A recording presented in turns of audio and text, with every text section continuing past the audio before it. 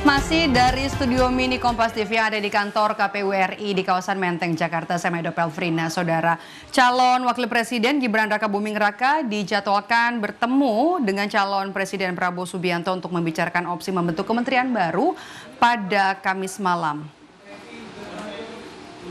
Gibran mengaku sudah diajak Prabowo untuk membicarakan soal pembentukan kementerian yang nantinya akan mengurusi soal makan gratis. Selain itu, Gibran juga menambahkan akan membicarakan hal-hal lain dengan Prabowo.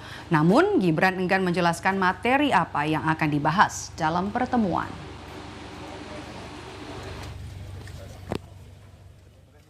Dengan Pak Prabowo nanti gimana Mas, di Solo atau di Jakarta Mas? Ya, kasih tahu ya. Ya, makasih ya. Apa aja yang dibahas Mas? Ya, beberapa hal ya. Makasih. Malam ini ya. nanti berarti Mas. Selain program makan gratis apa Mas yang dibahas Mas? Ya nanti ya. Bun ge, makasih ge. Nanti saya update lagi. Konsepnya gimana Mas nanti Mas? Ge, makasih. Jakarta Mas berarti Mas? Pertemuannya Mas?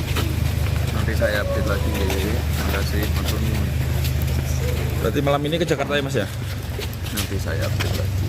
Makasih.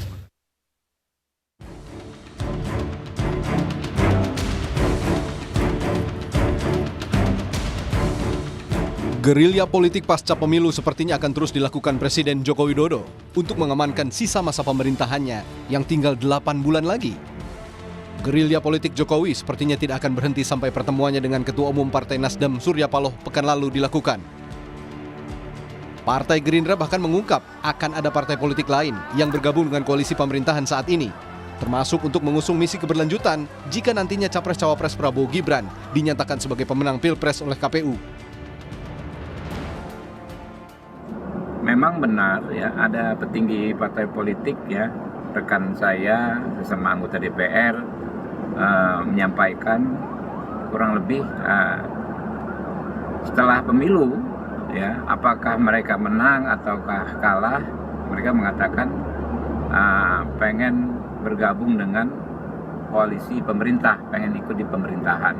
Dan memang ada juga komunikasi-komunikasi lain dari partai politik lain ya, yang di luar koalisi Indonesia Maju kurang lebih mengatakan ya, ini sebelum coblosan ya, mengatakan pokoknya kalau yang menang ya ingatlah yang kalah.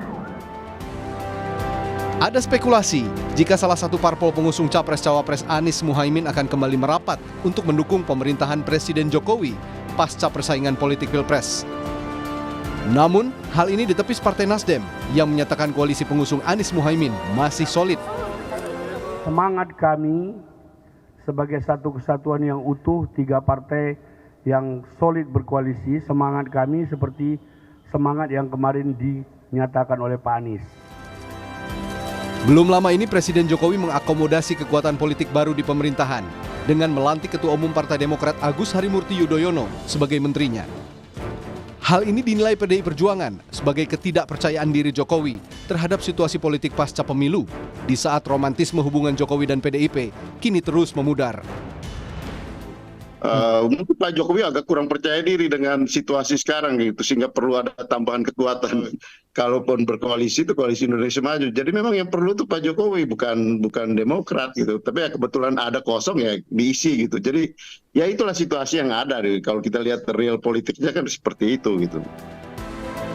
Sementara itu analis politik menilai gerilya politik Presiden Jokowi mengakomodasi Demokrat di pemerintahan sebagai langkah gesit. Pasalnya, kekuatan politik pendukung Jokowi di parlemen sudah di bawah 50%.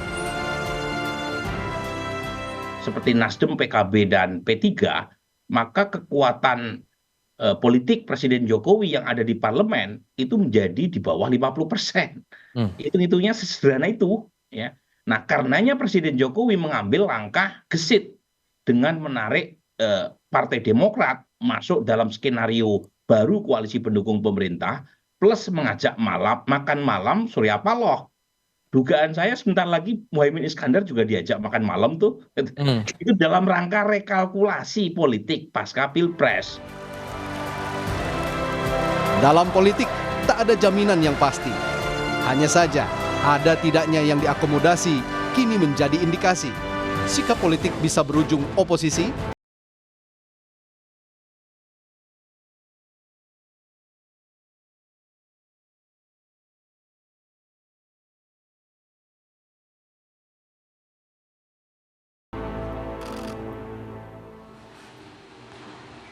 Menggalang koalisi pasca pemilu ala Presiden Jokowi, itu akan kita bahas sore hari ini bersama dengan analis komunikasi dari UIN Syarif Hidayatullah, ada Mas Gun-Gun Herianto. Mas Gun-Gun, halo, selamat sore, ada Maidop di sini.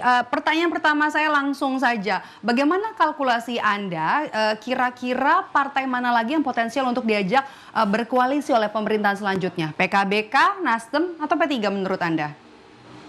Ya, menurut saya begini. Jadi memang pemerintahan Jokowi di fase akhir akan melakukan penghitungan ulang terkait dengan komposisi kekuatan politik dan sekaligus juga ke depan mungkin kalau misalnya nanti sudah ditetapkan itu sebagai menang, Prabowo Gibran itu juga memerlukan langkah cepat untuk melakukan semacam akomodasi politik pada kekuatan tersebut.